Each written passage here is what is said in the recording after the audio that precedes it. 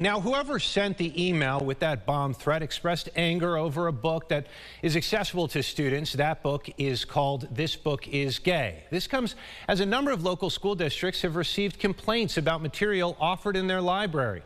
Mackenzie Mislin joins us now with more on these complaints and reaction from a local superintendent. Mackenzie.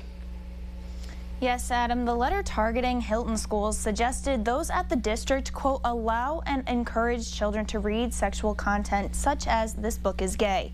We spoke with Brighton Superintendent McGowan about their school district's process for questions and concerns like these for books parents deem inappropriate for schools.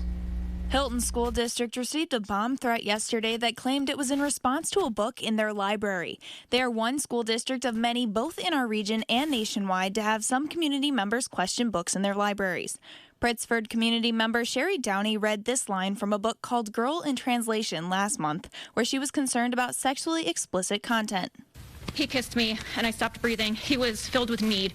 Superintendent Dr. Kevin McGowan says some of Brighton's books have also been questioned. He says some address LGBTQ issues and serve a valuable purpose.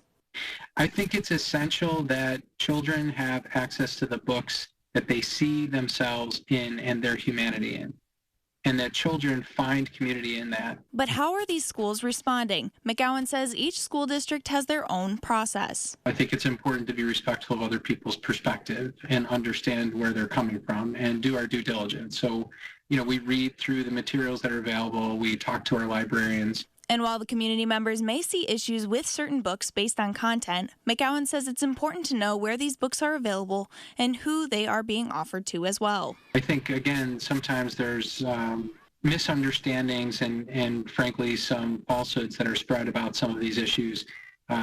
These are texts that kids have access to through the library system. Again, as a high school student, elementary students wouldn't have access. These are library books, not books being used in instruction as an instructional material. Coming up at 6, we'll hear more about how local school districts work directly with parents to address concerns over different books in their libraries. We've also reached out to local groups like Fairport Educational Alliance and Moms for Liberty of Monroe County for response, but have yet to hear back. Adam.